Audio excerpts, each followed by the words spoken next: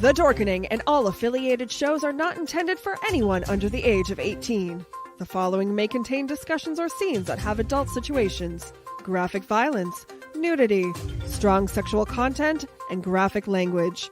This show is intended for mature audiences only. Viewer discretion is advised. The following episode has been brought to you by the Dorkening Podcast Network and is sponsored by Deadly Grounds Coffee. 3,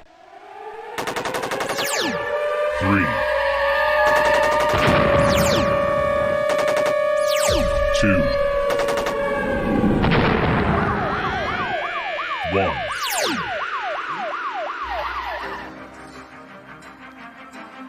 And now, you're tuned into the Navarro-Miller Report, featuring the hottest in news, entertainment, sports, and all those topics for the mainstream audience. The Navarro-Miller Report. Examine your reality. What's up, everyone, and welcome to the Navarro-Miller Report. I'm your host, Dave Navarro. And I'm Jeremy Miller. And I'm looking all weird right now. Like, what the hell is going on with me? Hi, everyone. Oh, there's a camera right there. Okay, cool. So, wanted to welcome everybody to another wonderful episode of our podcast. And Jeremy, how you doing? Doing okay, man. Doing okay. Excited. We got football back. So very excited. Dude, my man, Monday was like hilarious. I mean, Josh, your brother. Oh my God, why are you guys going so fast with the freaking fantasy football? It's too much.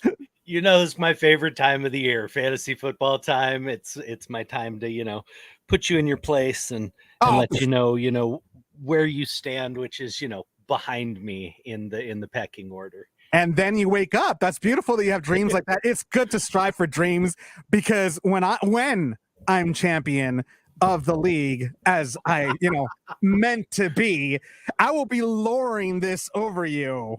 Like, he has such dreams, ladies and gentlemen, such big dreams. It's so sad that they will all be shattered and dashed. You gotta love the what is it? The I can't find the word, the bullshit, really. See, he can't even sit still, people, because he has no idea what to do with himself and with me in front of him being the champion that I am. Who won the last championship? Asterix, mind you, Asterix. We both quit that freaking league, by the way. So and who still won without even having to play his team? I came in second on that one, and I didn't even play. If I would have played, you would have been right behind me, bud. It would have been. I would have played. See, that's the thing. I didn't play either. See, I just would have made all the right moves to counteract everything you did. See, and you had the thing is no hope. No, but here's the funny part. You had a better team than I did. You see how he tries, folks. You see how he tries. Oh, whatever. RC Miller saying, "Oh, come on, you're not talking about football." Of course we are. That's part of what the show is. You must be new. It's okay though. We'll forgive you. Wanted to welcome everybody to the Navarro-Miller Report, and as habit would be, we as usual, for those of you that are brand new to the show, I go ahead and make Jeremy watch a couple of blind react TikToks so that we could go ahead and really get the show on the road. So here's one for you. Now, this has to do with two rival pizza companies and a little prank that was, I guess you might call a wrong number dial. I don't know. Check it out. Hey, John, what can we get started for you today? Come again? Wait, what? Hello? Thank you for calling Papa John's. What can we get started for you? Would you like to try our large one-topping pizza for $7.99? No, this is Domino's Houston. Domino's. Or is this? It's actually $6.99. It's not Papa John's. This is Domino's Houston. You're selling a large one-topping pizza for $6.99? Are you fucking kidding me? And a 2-liter. Are you fucking kidding me? Are you trying to uppercut our prices? Is that what you're fucking doing? And you called us? Wait, this is Papa John's? Fuck you, Domino's. Your pizza tastes like Papa guys, bro. I got What the fired fuck from I like Domino's. these, Domino's. They're not loyal Yeah, to their because you couldn't make customers. it. Because you couldn't make it. You're a Pull up. subpar Pull up fucking on us pizza then. salesman, Pull bro. up.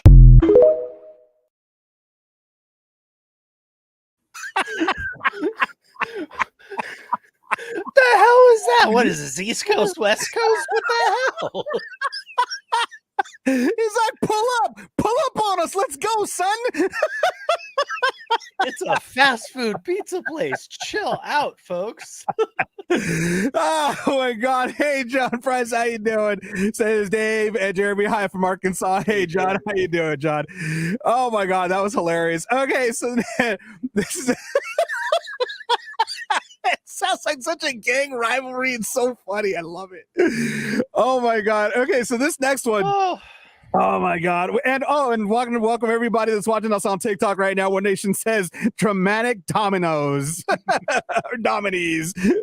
Oh my God.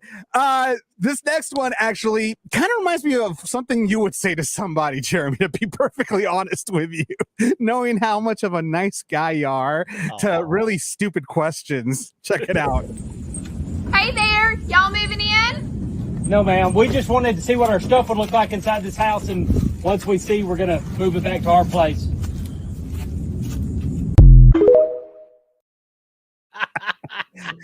That would so be something you would say to somebody, like all the way. I guilty, absolutely. Hey, Lincoln Bevers, actor Lincoln Bevers is saying, "What's up?" Hey, Lincoln, how you doing, man? Oh that my was God, too funny. That honestly, I wanted to be at the end of it. Like, here's your sign, dude. When I saw that, I was like, "Yeah, that's Jeremy. That's all the way him." in a heartbeat. Oh, in yeah. a heartbeat. He would definitely go ahead and say something Oh like, man, I would not have Mark. high hopes for my new neighbors after a question like that. No, you'd get a lot of dog duty on your front porch, that's for sure.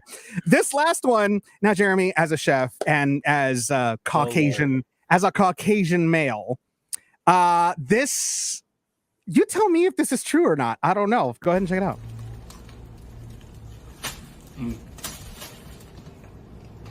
Mm-hmm.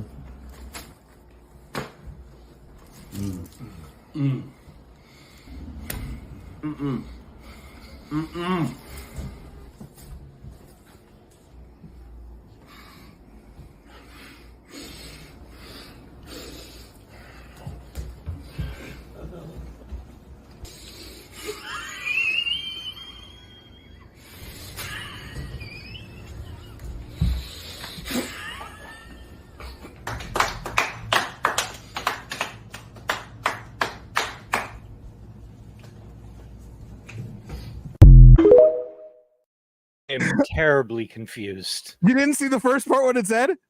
Oh, I saw it. So they're pretty much making an impression of what white people usually look whenever they have something tasty. You know, I gotta admit, I did see you a couple of times do that. I'm a pasty white. No, you have not. There's a couple of times that I did see you, like when you taste something like, I saw you do that. I saw him. You lie completely. I have never seen anybody do that, much less a white person, black person. Doesn't matter. I've never seen anybody react like that. You eat something that's bad, you spit it the hell out, and you're like, oh crap, that was awful. I don't know what that was about. Well, JC actually, JC just so happens to say, just did those in 2 restaurants myself over the recent holiday. Okay, well, JC and I have never had a meal together. I've never seen it. Oh my God. And then One Nation on TikTok is saying, tasty or salsa. I think they had Tabasco. Oh, and of course, like a reaction to something super spicy, not nasty. Yeah, true, very true. And then she has a message for you, Jeremy. She says, "I have something to say." USC. Yep, and those on One Nation fucking things. I swear, 2-0, baby. Yeah, and she says, "Right." You gotta love our audience. All right. So go ahead and we're moving on to some actual news here because this is getting ridiculous, getting crazy here. We have something. Is Florida man at it again? I heard something about a DA raid on Florida man. Florida man got the DA raided on him. So Florida man was not in Florida. So this is a little bit of a twist on Florida man. And this is affluent Florida man. This is not our usual run-of-the-mill meth head Florida man. This is a retired doctor who had his 70-foot yacht raided up in Nantucket. Oh, so he's super Florida man. Super Florida man. There was a report to the police that there was a woman at there was a female party on board the yacht who did not want to be there and was being kept from leaving, and there was also the possibility of an overdose. So when officials and police and firefighters responded, they found a woman in distress who the EMTs were able to help and get her off to the hospital. But in the search of the yacht, which was not in international waters, mind you, they found 43.5 grams of cocaine. Of course. 14 grams of ketamine, 2 Smith & Wesson pistols, and also multiple sex workers who were also arrested. Owner of the yacht, Scott Anthony Burke, a retired doctor from Key West, Florida, was arrested and will be facing criminal prosecution. I mean, who can? I mean, okay. To some people, that's a Saturday night. Okay, I mean, I'm not here to criticize. If half an ounce of blow is your thing, more power to you. What are you doing not in international waters partying like that? The whole point of having a boat, a big yacht that you're going to throw these crazy parties at, is that you do it in international waters where you can't get in trouble for it. This guy was basically in the harbor. And got busted. These are people not using their brains. I mean, I'm sorry, but if you're a rich man and a smart man, if you're going to do criminal crap, use your brain. Do it in international waters, damn it. Be smarter than that. We got Meg from Tallahassee. Of course, she's from Florida. She's like, oh, fuck, another Florida man, bro. We need to fucking chill out. Holy shit. At least it was affluent, Florida man this time. Oh my God. I can't with these people anymore. Like they make it so easy for us. They really bless their heart. They just make it so freaking easy for us. Now that goes for, oh man, your stories. I gotta tell you, I love where you find some of these. We got a daughter dials DUI favor. What the freaking hell? So we have a 21-year-old woman named Teresa who was arrested. Now, this apparently happened back in December of 2022, but it's starting to get a lot of press and a lot of notice at the moment. You'll find out why. Okay. So we have a 21-year-old who was pulled over, stopping at Wawa Grill on the way from an Applebee's. The officer noticed her swerving a little bit, pulled her over for suspicion of a DUI. She claimed, like everybody does, that she only had one drink, even though the reason they were responding was her car had been reported hitting a light pole and zooming off. When the officer questioned her about it, she swore she hadn't hit anything, even though the bumper was sitting in the middle of the intersection and her bumper was missing. That's not my bumper, officers. That's someone else's. I saw them drive by there. She tried everything she could and even resorted to dropping her father's name twice. Her father, who is a sheriff for the local county police. Well, they called her father. It didn't go the way she thought it would. Hold on. I bet you anything. He picked up the phone and was like, new phone, who dis? No, Daddy showed up. Oh, and he's getting a lot of praise for the way he handled this. Daddy showed up and basically told them to cuff her and take her ass to jail. Yep. That's a good parent right there. That's good parenting. And that is why it is coming into the news. This man is getting a lot of praise for allowing his daughter to face the consequences and accept responsibility for her actions. She tried to use his power to get out of something. He was not having it. So as she's being arrested, she starts screaming and crying out. But Daddy! No, she did. She did. She starts screaming and crying out. Where was it? Sorry. As the handcuffs were being placed on her, she started screaming, Dad, Dad, Dad, I'm the captain of the soccer team. I'm not. Dad's response, cut the shit. You're getting arrested for a DUI. Oh, my God. So kudos to this dad, man. Captain of the soccer team. I'm captain of the soccer team. I got a soccer match this Saturday. I can't miss it. Dad was having none of it, and kudos to him, man. That, I'm sorry. As a dad, I know the first instinct is you want to bail your kids out of trouble. You want to protect them. But if they fuck up, that's their own problem. It's not only their own problem, but if you don't let them accept the consequences and face those, then guess what? They're going to continue to make those mistakes, and those mistakes are going to get bigger and bigger and bigger until somebody gets hurt. So, God bless this man for doing what he did. Unfortunately, there are too many people in power, whether it be police officers or otherwise, people with influence who let their kids get away with this crap. And the kids know it. They know that they can just drop daddy's name and everything's going to be fine. So God bless this man. One of the comments on the TikTok chat, One Nation actually said better than her unaliving somebody, and then 1 day in jail better than life. And that's actually something that my dad, and I've told you what my dad has always told me this whenever he punished me as a kid, whenever he whooped my ass for doing something stupid, he would tell me, he's like, son, I'd rather punish the boy of today better than the law punish the man of tomorrow. Mm-hmm. It's that simple. Absolutely. And I didn't, obviously when I was a kid, I freaking hated him for it, but growing up, I thanked him because thanks to those types of lessons, I didn't do that many stupid shit. I still did stupid shit, but I mean, not that bad, so. But no, that's a good thing. I praise that man too for doing that. Mad impressed with that dad and sheriff, for not abusing his power and for, making the right decision as dad. So that was pretty awesome. Yep, no doubt. And then this final one. Oh, I love this one. This one takes the cake because I even heard about this one, and I'm sure many of our viewers probably have heard about this one. But I'll let you take this one, Jeremy.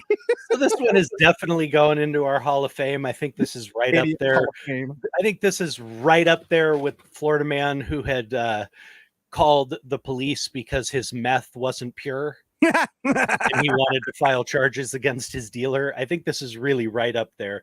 So we have a man in Nebraska who was busted driving on the wrong side of the road after calling the police to report someone on the wrong side of the road.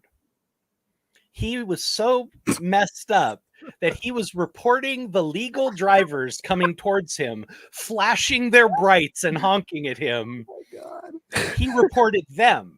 So the cops came out and were like, wait a second, you said you're driving this car.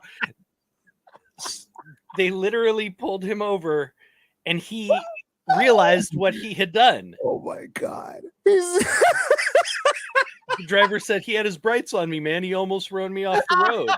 The police asked him, well, why do you think he did that? And the guy goes, yeah, because I was on the wrong side of the road. Oh my God.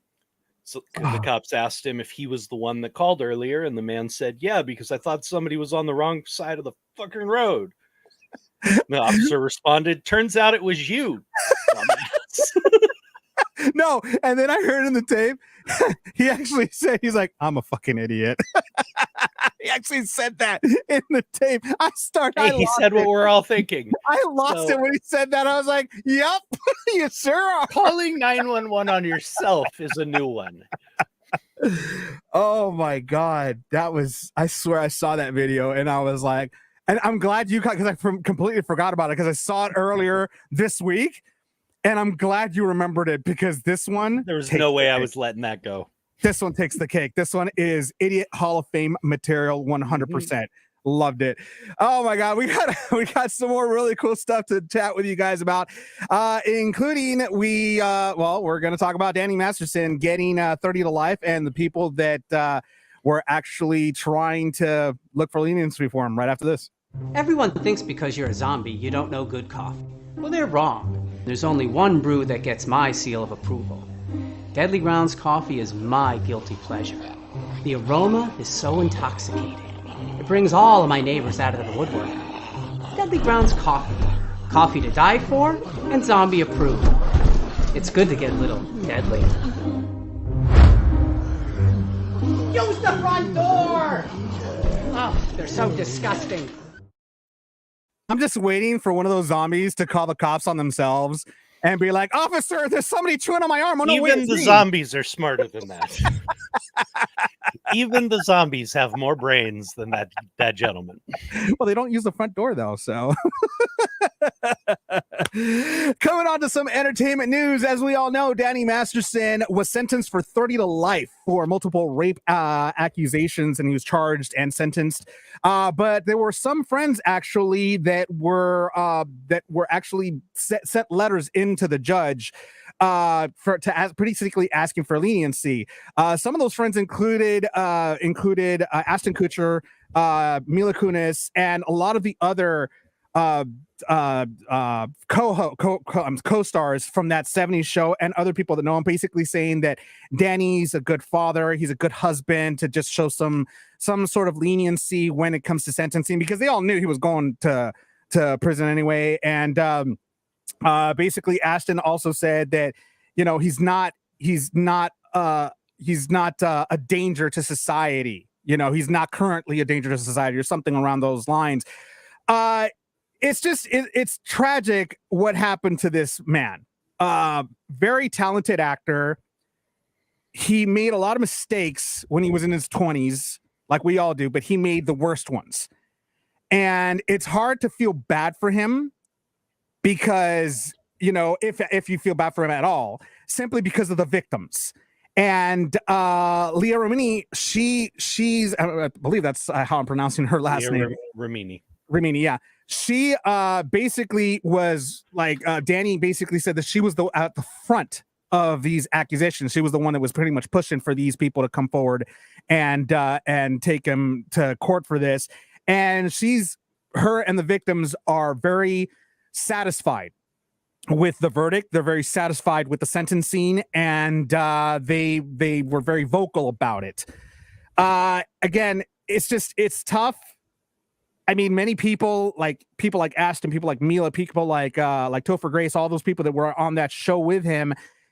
I'm wondering what they're thinking of. I mean, Jeremy, what would you think if one of your former, co-stars from your show would have this happen? I mean, what would be your first thought, especially if it's somebody that you've been friends with, somebody that you've hung out with, they practically are like family? I mean, how would you feel with something like this? That's the thing. I've already been through it. There were two people on Growing Pains, both of which I was very close to. One was one of our executive producers. He was sent to prison for production of child pornography, not distribution, not possession, production of child pornography. So I've had that experience. Someone I was close to, someone I trusted, who did something beyond heinous. I was never asked to write a letter of recommendation. I think they knew that would never happen for something like that. In the other case, there were some sexual inappropriateness charges brought against a guy who had worked on our show, one who had been extremely close to my family. Mm-hmm. And he asked me to write a character letter for him. Mm-hmm. And I agreed to do so. I told him, I have no idea what has happened or anything else, but I would have no problem writing a letter stating that you were around me, 16 hours a day, some days, alone. We shared hotel rooms. When we shot the episode of the cruise episode for Growing Pains, where we all went on a cruise in the 4th season, him and I shared a cabin. Never a single moment of inappropriateness. So I felt comfortable writing a letter that would state those facts. I was not going to write anything that, talked about, oh, he couldn't have done this, or, anything else along those lines, because I didn't know what he may or may not have been capable of, or may not have done. But I was more than willing at that time to write him a letter stating the facts, that I was a young boy, that he was around and had beyond ample opportunity to be inappropriate with, to make a move, to do anything. And he never did.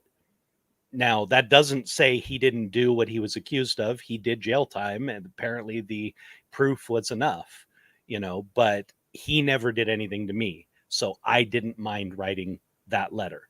I ended up not writing it because I found out from someone very close to me that was even younger than I was that he had been very inappropriate with them. Oh, wow. I had been having a conversation with them, and I mentioned that I was going to be writing the letter, and I told them what I was going to say, and I saw the look on their face change. And I went, what? Tell me now. And he just looked at me and put his eyes down and said, he was really inappropriate with me a bunch of times and made a couple of moves on me and stuff. And so I didn't write the letter. I was very glad I got that information before I wrote the letter, and I vouched for this guy. So I can understand where Mila and Ashton and whoever else may have written him a character letter might be coming from. This is a different thing. This is something that happened long before. This does not excuse it. It does not make it okay, but it's a different situation than mine. It was something that with mine, it had happened recently. This was an ongoing problem. And at that point, I didn't feel like I could give this man a character letter or be someone who stood up for him. I can see how if somebody made a mistake a long time ago, no matter how horrendous, if they are truly a changed person, that their friends would still stand by them. Yeah, and that seems to be the case here because, it seems that Danny did make his mistakes when he was younger. Again, it's no excuse because regardless if he didn't pay for it then, he's paying for it now. And the point is he needed to pay for those mistakes because they were they affected the lives of those women, changed their lives completely, caused irreparable damage to them emotionally, psychologically. I mean, there's just so many things that happened to those women that Danny got away with for so long, for about 20 years. He got away with it until now. And now was the time to go ahead and say, you know what? Everybody's got to pay the piper, and you just did. And now you're paying for it 30 to life. Yeah, I mean, and it's brutal. And I truly hope he is a changed man. I hope he feels, some serious remorse over what he did. And, he's going to be paying a very heavy price for this. His lawyers, as all lawyers, do, claim that they have plenty to appeal on. And, they've already had so many lawyers look over the case, and the judge made mistakes on this and that and the other. It's the same thing the lawyers always say. They have to say that. They have to file the appeal. But, the evidence seemed pretty damning, and it looks like he's going to be paying a very serious price. And that's, the truth. I've said this always. I told my boys this their whole lives growing up. You can do whatever you want in this life. Absolutely anything. You can kill someone. You can rape someone. You can do anything you want in this life. Are you willing to pay the consequences and the price? And that's the fact. I mean, you can do whatever you want. There are consequences. It doesn't make it okay. It doesn't. But in this life, we can do whatever we want. You can go out and go on a killing spree. You can go out and do whatever you want. You're going to have to pay a price. And Danny's paying it now. Oh yeah, most definitely. Carl is saying somewhat like Stephen Collins of Seventh Heaven. That one's another one. Yeah, that one shocked the hell out of me because he was around a lot of children. That's a scary thought to have that type of a predator among a bunch of those little kids around him. That I was like, you got to be kidding me. And unfortunately, people with that one, as far as I know, didn't acknowledge the warning signs, I guess, because there were not rumors about pedophilia or anything like that, but there were rumors about him not being the best of guys. long before those charges ever came out. So that, I mean, to me, that tells me that some people had a clue beforehand and, didn't take the appropriate steps. Mm-hmm. But it's awful. I wouldn't call it tragic. For him. I mean, it's tragic for him, but I wouldn't call it tragic because it's of his own making. Yep. Unfortunately, like I said, I hope he's a changed man. I really do. It doesn't take back what he did, and he's got to pay for it. But I really do hope he's not that guy, a guy who would do that anymore. Agreed. In other entertainment news, now this topic really pissed me off. Now, normally, I like Bill Maher. I think he's very funny. I think a lot of the topics that he talks about have a lot of merit. They're very funny, controversial, whatever you like. But this one in particular was beyond stupid. He goes on a podcast and he makes comments about the Writers Guild of America strike.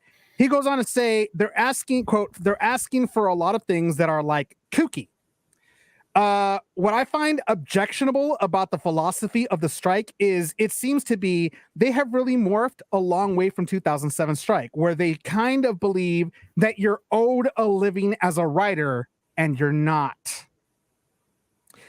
This is show business. This is the make or miss league. Now, my response to that is, well, Bill, the same could be said about your rhetoric bullshit that you keep on just sitting there looking at a camera and talking. I mean, in my opinion, you believe that you're owed a living as a host sitting on a chair reading the crap that you and your writers write on a weekly basis. You believe you're owed a salary. And guess what? You are, because you're entertaining. But a lot of the shit that you write or that you read comes from writers. And guess what? That's in front of the cameras. Well, Things that people are watching. This is the entire point. And this is what I've been saying from the beginning. Without, as important as every single job in a production is, without the writers and the actors, which is the entire creative influence of the film, you have nothing. People deserve to be paid for their work, plain and simple. Bill has been living in multi-millionaire la la land for way too long. He doesn't get it. Plain and simple. People deserve to be paid for their work. And if they are bringing you in multi-millions of dollars, they need to be paid properly. It's just that simple. It is not a bunch of bitchy people complaining they don't get paid enough. They are earning these companies millions and millions and millions of dollars. If it's so easy to go out and get another good writer, go find one. Go find one. There are a lot of shitty scripts out there. Tons. Be my guest. See how many people want to come see those films. Not to mention the fact of the matter, he did make one good comment. It's show business. It's a business. Exactly. And to be able to like continue that business, you need a staff. No, you need workers to do that business. To say that it's unrealistic and to say that, they're under the impression they deserve a living being a writer. No, that's not the impression. They deserve to be paid for their work that is bringing these companies millions upon millions upon millions of dollars. Plain and simple. Bill has completely lost the plot here. Including his show. Because I know Bill, he writes a lot of his stuff, but he has a staff. Regardless. All the best hosts have writers. Now, the Jimmy Kimmels, the Fallons, even Carson and those guys. I mean, they were brilliant and they did their own stuff. A lot of their material is their own. But there are a lot of writers who got very famous, who made a lot of money and who were able to project those careers forwards as writers because they were so esteemed as writers for these top comedians and these top show hosts. I know Bill probably writes a lot of his stuff, but he still has writers. Jimmy Fallon writes a lot of his stuff. He still has writers. All of these people have writers. Doesn't matter how funny you are, you're not coming up with every single joke 5 nights a week, 365. It's just not happening. You Agreed. need other people to have creative ideas there too. Their success is built on the backs of the writers. Agreed. 100% agreed. 100% agreed. And I'm sure that JC's telling me that I'm having technical difficulties on Facebook. So unfortunately, we're streaming everywhere. So that's just one place that probably is like shut down. It's okay. No problem there. We're streaming live on YouTube, TikTok, everywhere. So we're good. But yeah, no, I mean, it just sickens me that Bill, as a person that's a writer, then again, he doesn't care. He has millions of dollars. He could give a shit about the little guy. It's all about him. Bill was about the little guy, you know, back when he started. It's what people loved about him. Yep. He's become quite an elitist. A lot of his opinions sound like, you know, rich white guy giving them. I mean, that's just the truth. His whole demeanor and I don't know, kind of platform has changed over the years. So, you know, it is what it is. I don't agree with a lot of what he's said, you know, recently. I used to love the guy. I really did. But it's been a long time. It's been a long time since I've actually paid attention, you know, to his show, because honestly, he's changed an awful lot. And, or at least his show has changed, and his focus, his opinions, and the things he tries to get across have definitely changed. Yeah, no, I've lost complete respect for him. After these comments, I've lost complete respect for him. I will never watch another Bill Maher show. And I, you know, invite everybody to boycott Bill, you know, Real Time with Bill Maher, because if he thinks that writers, you know, aren't owed anything, then guess what, Bill? Neither are you. You're not owed any audiences. You're not owed your paycheck. You're not owed anything. How about that? You work for free. Let's see how far that gets you. So that's man, I was so, when I saw that, I was like, oh, I gotta talk about this. That just angers me, because I'm a writer. You know, I'm a writer. I know, brother. So it's like, are you freaking kidding me right now? Are you actually saying these words, you know?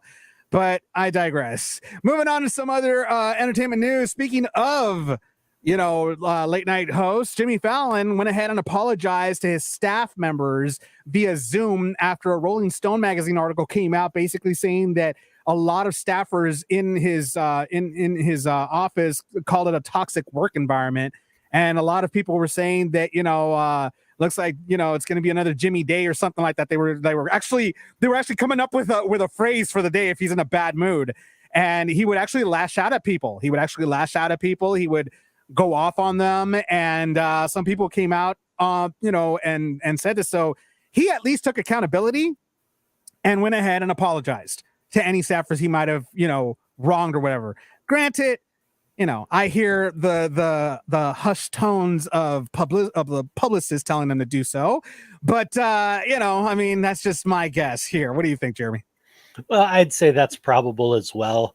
I have a little bit different of a take on this. You know, I grew up in a different era on the sets, and people need to toughen the hell up. Those shows have always been cutthroat. I mean, always, because it's always about who's got the next idea, the next skit, the next bit, whose lines and jokes are going to be used. It is a cutthroat business. And you knew this going in.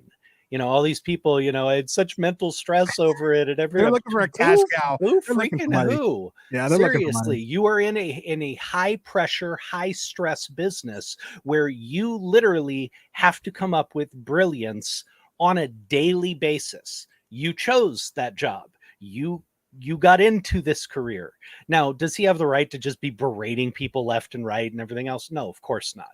But is that uncommon on a set in a high pressure situation like that? You go to a Fortune 500 company and go F something up for them and see if your superior doesn't rip you a new one. Okay, this is not really that new. And I've told you, I mean, a lot of people, well, I can't say a lot of people, Joanna Kearns, who was played my mom on Growing Pains, had a lot of issues with the way our director would treat some of the guest stars.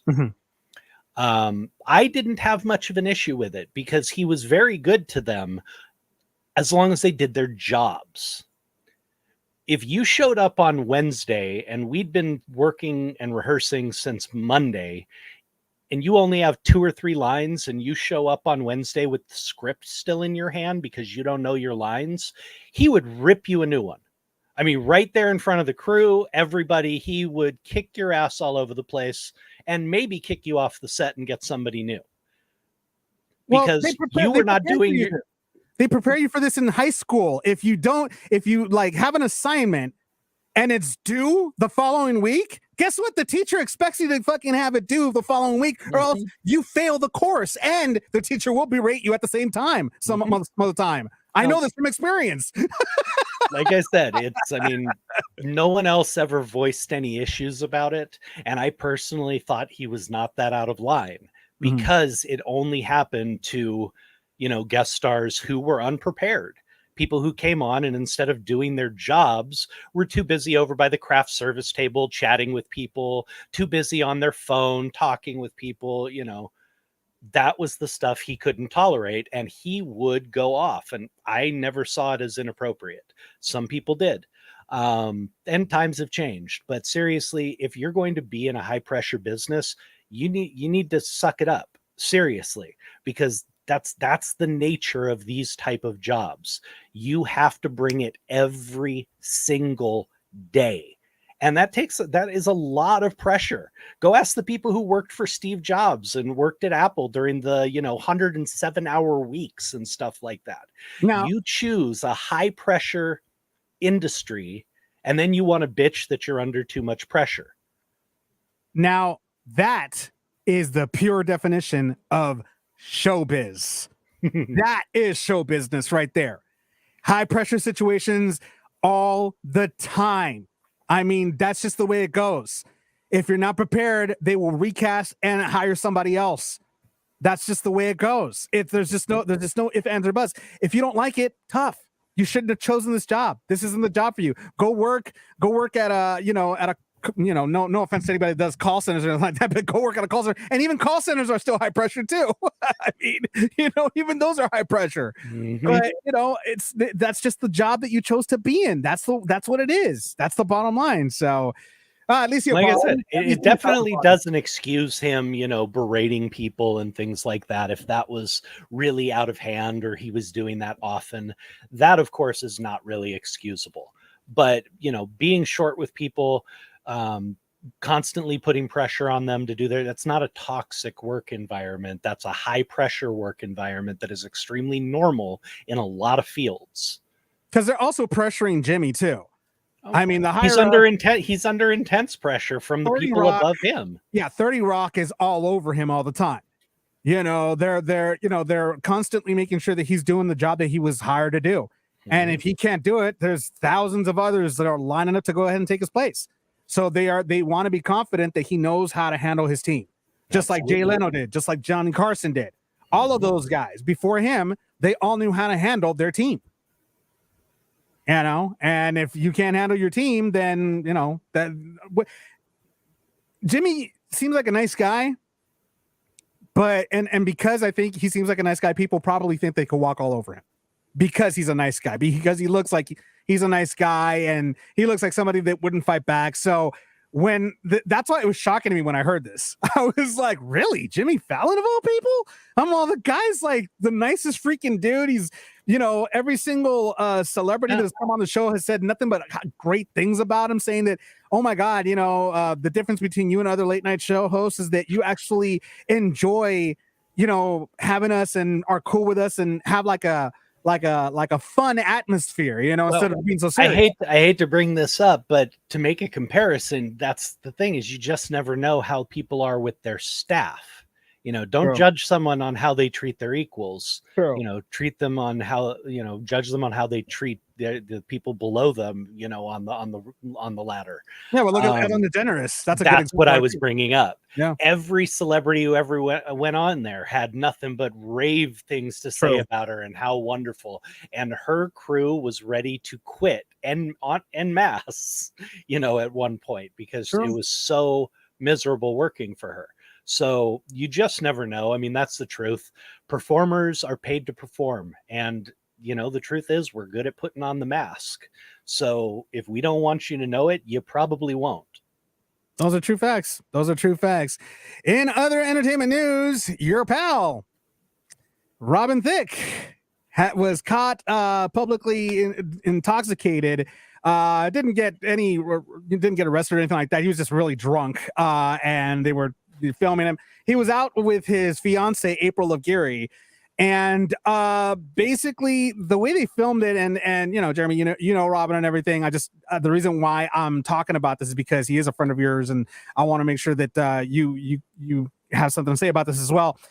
Basically, we all have our moments where we get plastered drunk. I mean, you know, I've had my moments, and we all act up. Robin's case, he was filmed the entire time. He was stumbling. He almost fell over a potted plant. You know, I mean, and his girl was trying to kind of keep him in line. And she's like, Robin, you know, oh my God, you're so messed up. I mean, you're like, you know, you're completely messed up, saying these things while they were filming. And she was like, that's embarrassing. This is embarrassing. They're filming us right now. Like they're filming it. Like she's telling him this. And he's just all smiles, just trying to grab his phone, kind of being a little bit aggressive towards her, not like, you know, physically like trying to grab her, and not just playfully just trying to grab his phone and everything. And finally their Uber gets there, and you know, he's like got her on a like grabs her from the back as a bear hug and just like walks her, just like, oh my God. She seems really annoyed by his actions so much. Like she was like, oh my God, I can only imagine what she told him this morning or what she told him on the ride home. Like, are you kidding me? All the cameras and you're acting the way you're acting. I mean, Jeremy, you have the floor. I mean, he's your friend, man. I mean, what do you have to say about this? Well, first of all, I have plenty of experience with this. As you know, my beautiful Joni is the sweetest person in the world. Yep.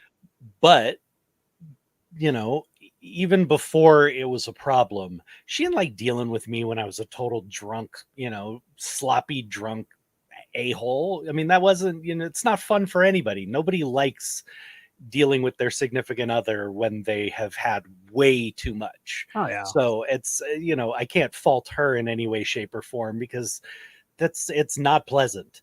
But secondly, I don't know if Robin's struggling. I can't speak to any of that. I mean, him and I don't speak on a regular basis.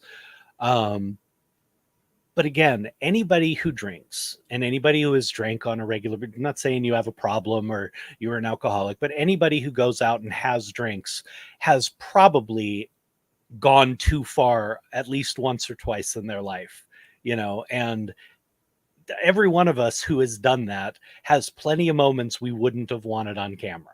It's I mean, if you can tell me you go out and drink regularly and have yet never had one of those nights where you're like, dear God, thank God the cameras weren't around, I'll call you a liar. Okay. I'll call you a liar right now. If you're a regular drinker who goes out and enjoys a little party, and you've had those nights, we all have. So I don't want people to blow this up too much. I mean, I don't know what we're all guilty of it. Everybody's been guilty of it at one point or another. Yep. Now, could he be, you know, having an issue at the moment and struggling with a few things? It's possible. It's possible that this was just a glimpse into that, but it's also just as likely, if not more likely, that, you know, he had a night, he went too far, and like all celebrities, you're on camera now, so it's gonna get recorded and reported. Oh yeah. One Nation on TikTok says, I hated going through that with an ex. Never a good time babysitting. Exactly. And then, of course, Jody, she just put 100%. She agreed 100% with that one. Real quick, before we go to commercial here, I wanted to go ahead and bring up one little sad piece of news. Obviously, we know Smash Mouth lead singer Steve Harwell passed away earlier this week at the age of 56. He was an incredible talent, and it was just very sad to hear what happened to him. It was liver failure, apparently. Speaking of drinking, he had issues with that for a very long time. His band tried to actually visit him in his last days, and they weren't allowed to go ahead and visit him. But we got the news. Actually, I saw the news on Sunday from his reps saying that doctors basically say he's not going to last the week. He didn't even last the day after that post because the very following day, Monday, literally the next day he passed away. So very much, sad news for a lot of Smash Mouth fans. Our condolences go to the Harwell family. I mean, I liked his music. It was fun. It was, at the time, it's like, you jumped around to it, and it was very music time, and it was easy music to like. It really was. It had a great vibe, and he'll be missed. It's a shame that he wasn't able to get help beforehand and before the damage was too much. The liver is the one organ that actually does repair itself. So for anybody out there struggling who's thinking of getting sober, please reach out to somebody, because at some point this is what happens and the liver can't repair itself anymore. But, I was blessed enough that I managed to get help and get sober early enough that I have been checked and I don't have lasting liver damage, which with the amount of alcohol I put into my body over a, 15, 20-year period is a miracle. Yeah. But, all I can say is prayers to his family, and that's a really rough situation, and he'll be missed. Oh, most definitely. JC Strickland says, rest in paradise, Harwell. You will be deeply missed. Godspeed. So very sad news. But we'll continue to honor his memory by continuing to play his amazing music all the time. So rest in peace, Steve Harwell. We'll be right back with some sports for you, including Dylan Dennis gets sued. I'll tell you more about that coming up next. Listening to stuff has never been so enjoyable. If you had the misfortune to have been born after 1990, then you missed out on a lot of cool stuff. Then Is Now podcast is here to remedy that. Join Rigor and his dedicated band of rotating hosts as they tackle pop culture of the past and how it relates today. From celebrity interviews to film and TV discussion and beyond, Then Is Now podcast brings you up to speed on all the cool stuff that you should know about. Plus, the East meets the West. If you enjoy movies that have lots of shooting and fighting, then there's a whole world of films out there that you don't even know about. Join our hosts on a journey as they discuss the amazing kung fu films of the Shaw Brothers and Western films made in Italy that have become known as spaghetti westerns. Action, adventure, kung fu fighting. Both shows and more can be found at havenpodcasts.com. Warning, may cause nostalgic feelings and eliminate boredom. I think it would eliminate boredom. I mean, I think it's a great idea for a podcast. Well, that's why you got to go ahead and watch that one. That's the podcast right there. JC actually asked me a question. He asked me this earlier too. He said, Dave Navarro, is any Navarro-Miller Report merch in the works? I'd sport a Navarro-Miller tee anytime. Well, we're figuring it out. It's not close, but we are working on it. I mean, could you imagine this beautiful face on a coffee mug? I mean, it'd be the first one I broke. Damn, that's just so uncalled for, Jeremy. Hey, I passed up on like 3 of them earlier when we were talking about scripts and you being a writer. So I'm being nice. I'm being nice today. Hey, I'm actually you praised me for being a good writer, right? Well, I have, but you left me too many openings. It was really hard to let those go. Whatever. I'm done. I'm done with you. I quit on all this. See you guys later. Have a nice day. Bye. Hate you. In sports, Nina Agdal sues Dylan Dennis over Paul fight trolling, files for a restraining order. Now, Nina is Logan Paul's fiance, and I follow Dylan Dennis actually on social media. Man, has he been ruthless. Like, he has been talking so much shit about her and Logan Paul's relationship. Granted, we all know that Logan Paul and Dylan Dennis are set to fight, very soon. And, this is just fueling for the fight. And Dylan's basically saying, this is just me talking shit about the fight. Talk shit about your opponent. But now you're talking crap about his fiance. And that's a different story. Like, she has nothing to do with the fight, And I mean, in a sense, I kind of have to agree with her, because not too many fights that I've seen or anything like that have the fighters talked about each other's wives or each other's girlfriends, for that matter. Like, they have nothing to do with the fight. you know me, I'm a huge boxing fan, and I've been following forever. And you cross a line when you start publicly going after somebody's family. You really do. That's kind of a line you don't cross in the fight game.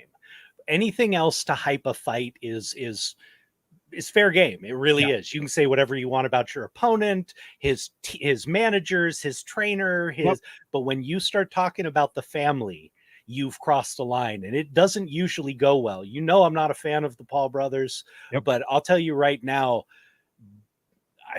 Logan's going to be coming in loaded for bear. Okay, I'll tell you 2 instances, and they were both involving Oscar De La Hoya. Oscar De La Hoya was coming up against Fernando Vargas. They had a huge rivalry, both coming from LA. Vargas was from East LA, and I think De La Hoya was from Oxnard, or the other way around. But Vargas had been involved in gangs and had been more of a street guy, and he always got on Oscar about being a fake Mexican, basically, and not being a real, Latino and all this other. And that stuff's all fair game in the fight game. But then he crossed the line and started talking about Oscar's wife.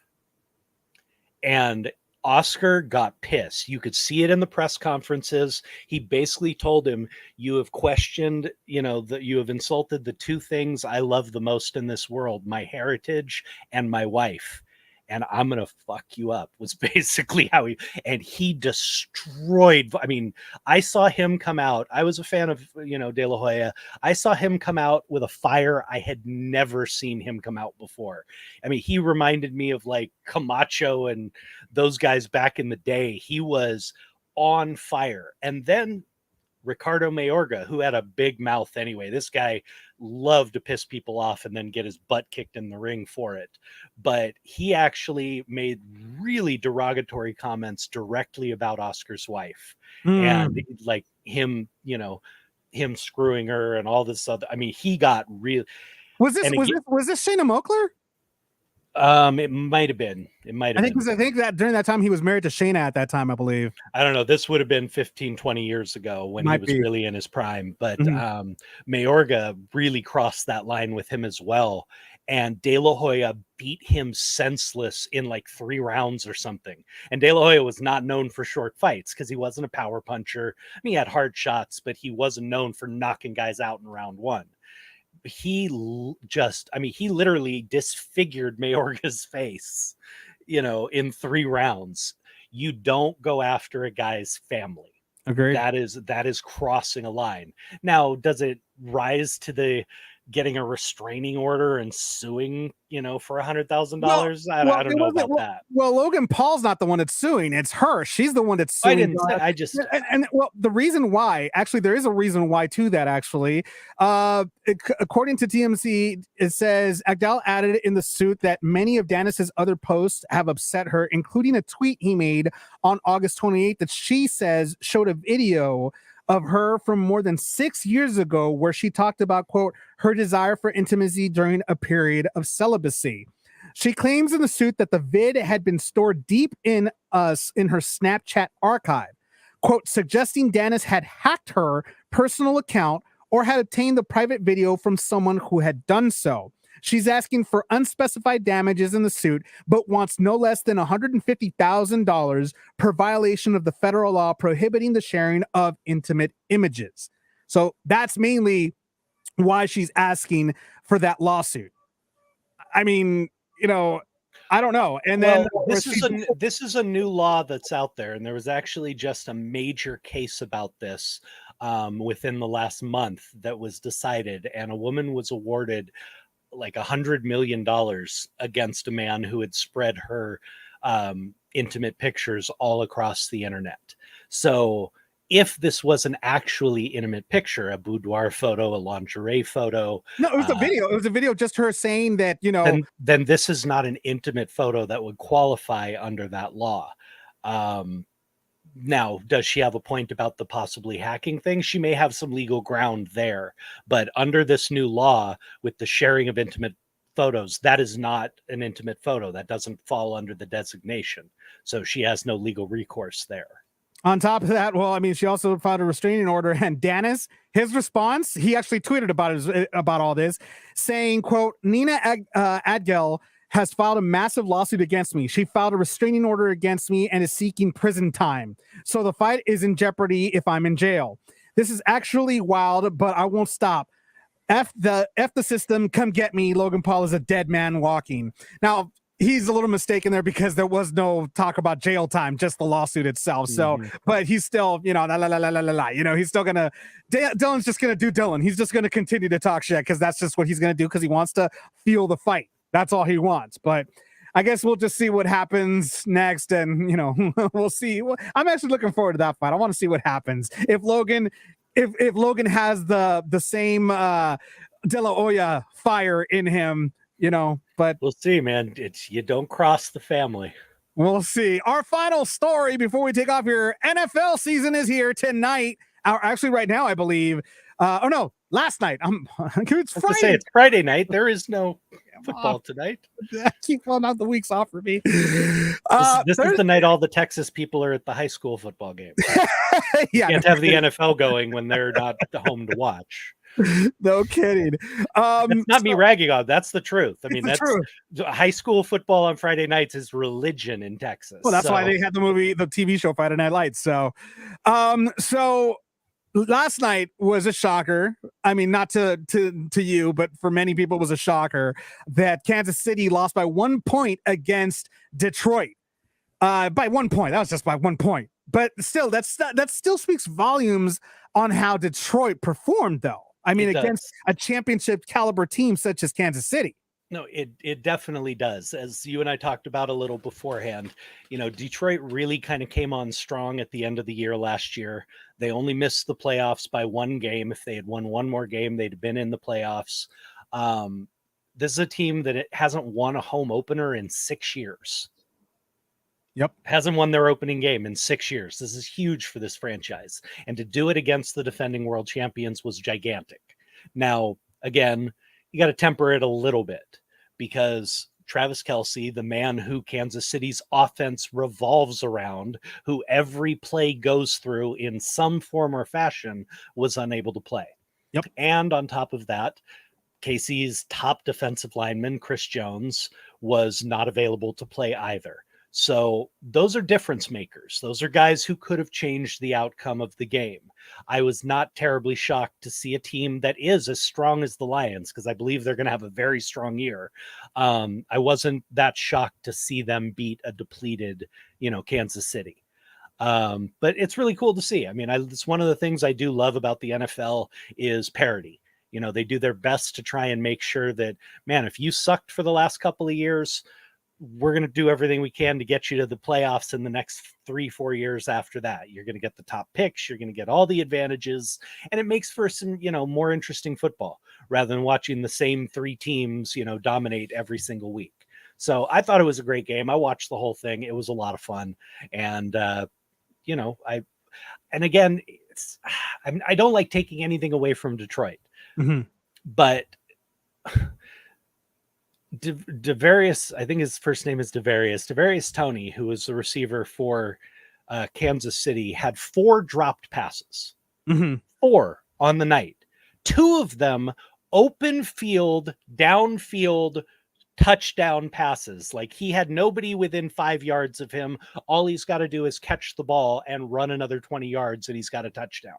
Hit him right in the hands. Not a hard pass, not a difficult catch.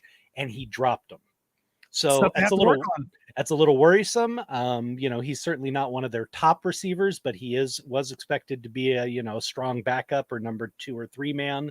That's going to have to get cleaned up. That's a little worrisome for the Chiefs. But again, they had an opportunity. I mean, if those 2 touchdowns get converted, we're having a whole different conversation here.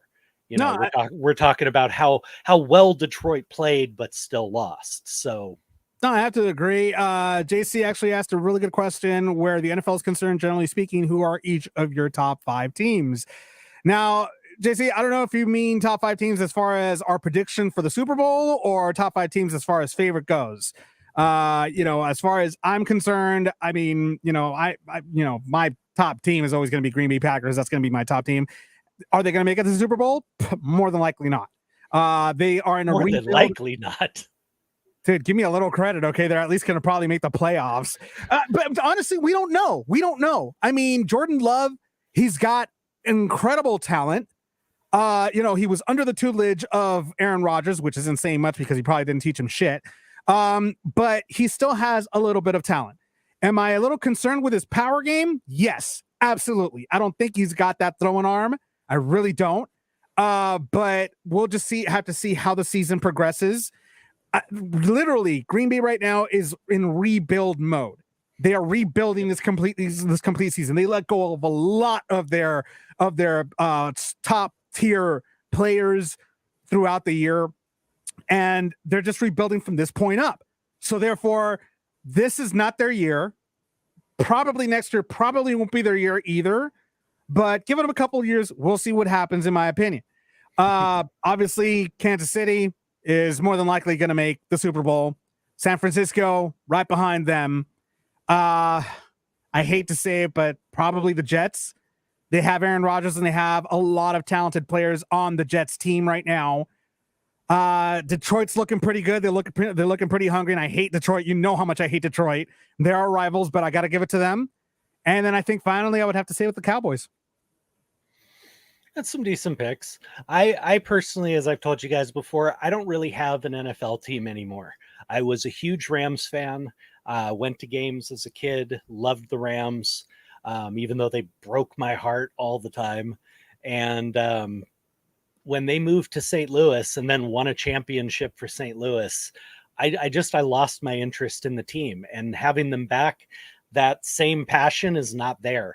So I follow all the teams now, truthfully, and anywhere where a USC player is and is excelling or has a starting spot, I'm going to be following that team. I'm going to be, that's one of the reasons I like Detroit. They've got a couple good SC players. Amon-Ra St. Brown is their number one, their number one receiver, blew up last year, going to be even better this year. That's kind of what I follow. I like to see where the USC quarterbacks go, the running backs, the defensive guys, and then I kind of follow those teams throughout the season just to see how they're doing. But that's one of the reasons why I'm so big into fantasy football. It gives me a reason to care about the NFL. Because when the Rams moved away, I lost all interest. Well, I'm not even. For me personally, I'm not even talking about favorites as far as teams go. I'm just talking about top 5 teams that I think are going to make it to the playoffs and to the Super Bowl. That's what I'm thinking right now. I'm going to give the sneaky pick I gave a year ago, which they didn't come through, but I think the Bengals are going to be, right up there again this year. Burrows is healthy again. His receiving core is healthy, one of the best in the league. They got Joe Mixon, one of the great running backs in the league, one of the most consistent running backs in the league. It's just a strong team. If they've upped their defense at all, I think they really have a strong shot at going this year. Kansas City's always going to be in the discussion. I think the Niners as well. I think the Niners will probably be in the discussion as well. They've got a really, really strong team, a really strong defense. Yep. And, everybody's very high on Brock Purdy. We saw what he could do last year. I am not so high on the Cowboys. They are an incredibly talented team again this year, but it's one of the few times I will agree with Stephen A. Smith, the ESPN analyst, that the Cowboys will do what the Cowboys do. They're going to look good for a while, then they're going to start blowing games. They're going to get close, and then they'll screw it up in the playoffs. Sounds like the Raiders. It's what Dallas does. I'm sorry. It's what they've done every single year. Yeah. They've been expected to compete for the Super Bowl. Ever since the Aikman, Emmitt Smith years, that's been their MO. And I think they'll do it again. I think they'll play strong throughout the year. They're going to blow a bunch of games, maybe not get as high of a seeding as they're supposed to. And then they'll put up a dud in the playoffs like always. And that's pretty much the bottom line. I mean, honestly, I agree with all that. The Cowboys, the only reason why I chose the Cowboys is because I forgot about Cincinnati. I forgot about Cincinnati and the Niners. I forgot about them too. So, you said the Niners. Oh, okay. And also Philadelphia. That's another team that's actually in the running as well. Philly would be in my top 5 as well. They're going to be a strong squad this year. Jalen Hurts coming back, was it 3rd or 4th year now as the starter. This is really going to be a time for him to blossom. Great receiving core around him, solid receivers or solid running backs, and the usual Philly defense, which is generally pretty strong. So, you got to keep an eye out for all those teams. But again, that's what I love about the NFL. There's always going to be somebody who shocks you. And one of those teams we mentioned is going to probably not make the playoffs. And there'll be somebody we didn't expect who's right up there. And everybody's going, where the hell did they come from? So, we'll just have to see if the Dirty Birds have it in them again, man. That's the news in case you haven't heard. Thank you so much for watching the Navarro-Miller Report. As usual, we are here every Friday from 6 to 7 p.m. Pacific Standard Time. Make sure you watch and listen to my radio show On the Ride Home with Dave Navarro every Monday, Wednesday, and Thursday from 2 to 7 p.m. Pacific Standard Time. We will be back here again as usual. Apologies for last week not being here. We kind of had some technical issues on my end. Not this time, it was on my end, not on Jeremy's end. So we wanted to apologize for that. But we wish everybody to have a wonderful weekend. For that, I'm your host, Dave Navarro, along with this USC loving mother. And I'm Jeremy Miller. Fight on, guys. We'll see you guys next week on the Navarro-Miller Report. You guys have a great weekend. Bye.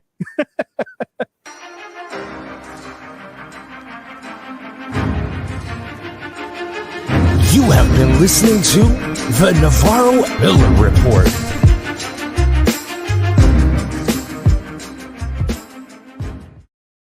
This episode of the Navarro-Miller Report was brought to you by the Dorkening Podcast Network and sponsored by Deadly Grounds Coffee.